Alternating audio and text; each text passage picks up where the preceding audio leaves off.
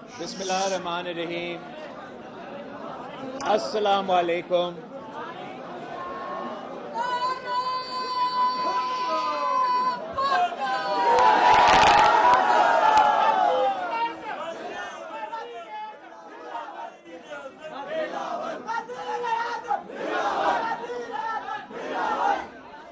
آج میں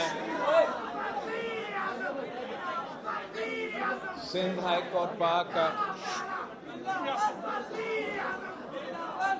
صدر اور جنرل سیکرٹری اور پورا تنظیم کا شکر گزار ہوں کہ آپ نے ہمیں یہ موقع دیا کہ سندھ ہائی کورٹ کے وکلاء سے ہم خطاب بھی کریں، انٹریکٹ بھی کریں. میں ساتھ ساتھ پاکستان پیپلز پارٹی کے لائرز فورم کا تنظیم کا شکر گزار ہوں اور حکومت سندھ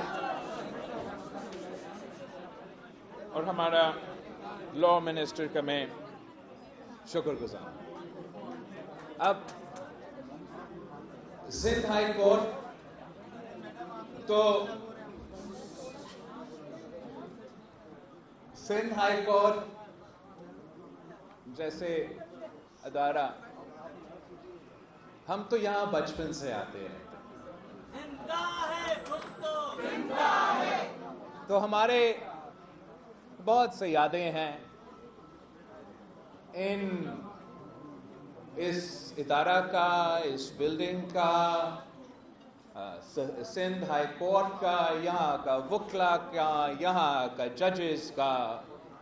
جتنا میں آپ کو جانتا ہوں کوئی اور آپ کو نہیں جانتا.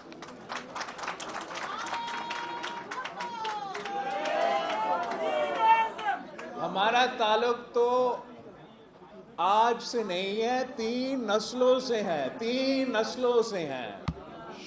تب تک تو آپ ایک دوسرے کو پہچانتے ہو، جانتے ہو، اندر اور باہر سے جانتے ہو نا. میں تو اس خاندان سے، اس جماعت سے تعلق رکھتا ہوں جس نے سرزمین بے آئین کو آئین دیا. وہ اسلامی وفاقی جمہوری آئین دیا اور ہم 3 نسلوں سے آئین سازی کرتے آ رہے ہیں. ہم یہ کام بھی سب سے زیادہ جانتے ہیں. جہاں تک ہمارا 1973 کا آئین کی بات ہے، میں سمجھتا ہوں کہ اگر آج پاکستان موجود ہے، اکٹھا ہے، ایک طاقتور ملک ہے، تو وہ ہمارا 1973 کی آئین کی وجہ سے. جو بھی حقوق آج جس کے بات کیا جاتا ہے، minority rights, women's rights, press freedoms, labour rights, وہ آپ کی اسی آئین کی وجہ سے آپ کو یہ ملتا ہے. اور ہمارا تاریخ کچھ ایسا ہے کہ ہم نے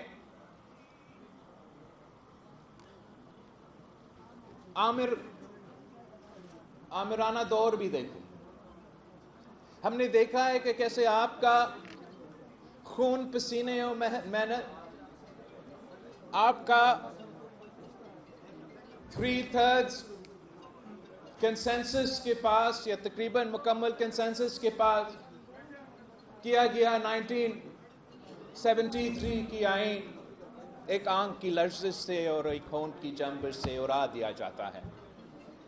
ہم نے دیکھا کہ کس طریقے سے ہمارا آنریبل جج صاحبان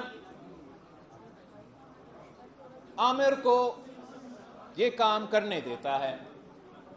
10 سال، 11 سال وہ جمہوریت ہی بھول جاتے ہیں، آئین بھول جاتے ہیں، قانون بھول جاتے ہیں، اور سارا اختیار ایک آمر کو دیا جاتا ہے. پھر ایک نہتی لڑکی نکلی، اسی عامر کے خلاف ڈٹ کے کھڑی ہوئے، 30 سال جدوجہد کی، اسی 1973 کی آئین کی بحالی کے لیے، اور اس جدوجہد میں وہ کامیاب بھی ہوئی۔ جنرل ضیاء کا آمرانہ دور ختم ہوا، جمہوریت بحال ہوا، مگر اس آئین کو 1973 کی قائد عوام کا دیا ہوا آئین کو ہم بحال اس وقت نہیں کر سکے۔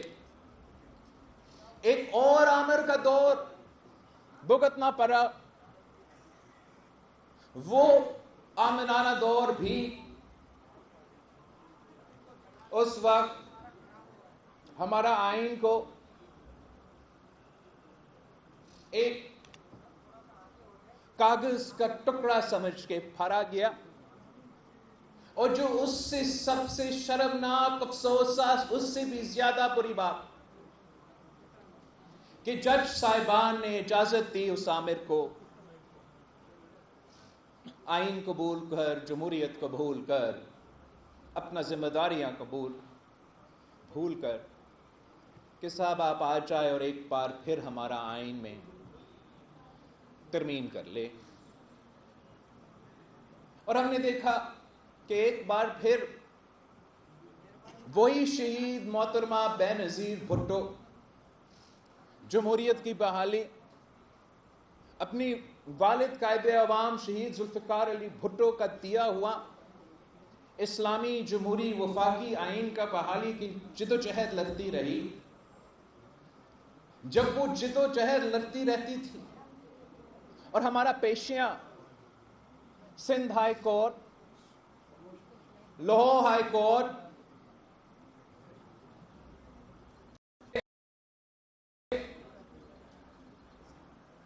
جب ہم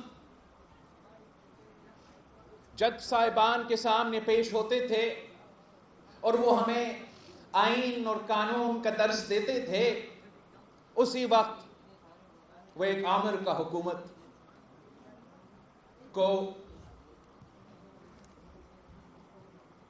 جگہ میں موجود، نہ کسی کو آئین نہ کسی کو قانون کا کوئی پرواہ۔ ہمیں کہا جاتا تھا کہ آپ تو کرپٹ ہو، آپ اتنے کرپٹ ہو کہ آپ پہ آئین اور قانون لاگو ہی نہیں ہوتا۔ مطلب سوچو، آپ اتنا کرپٹ ہو کہ آپ کو 11 سال بغیر کوئی سزا جیل میں بیٹھنا پڑے گا۔ ایک ہاتھوں سے سلوٹ مارا، اور اسی وقت ایک سیاستدان کو 11 سال جیل میں رکھا گیا تاکہ اب اس نہتی لڑکی کو بلیک میل کر سکے۔